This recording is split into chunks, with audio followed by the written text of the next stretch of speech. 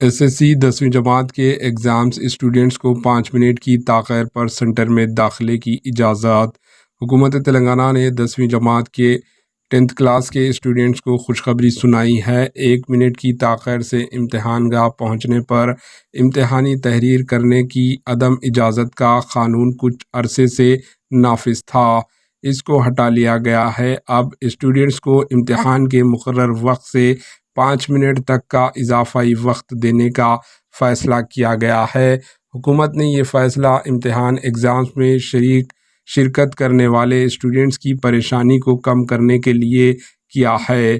10ویں جماعت 10th class کے exam صبح 9:30 سے شروع ہوں گے۔ اعلان کردہ روایتی وقت کی وجہ سے اسٹوڈنٹس کو صبح 9:35 تک امتحانی سینٹر میں داخل ہونے کی اجازت ہوگی۔ واضح رہے کہ 10th کلاس کے امتحانات 18 مارچ 2024 سے 2 اپریل 2024 تک منعقد ہوں گے۔ Bureau report AHN news.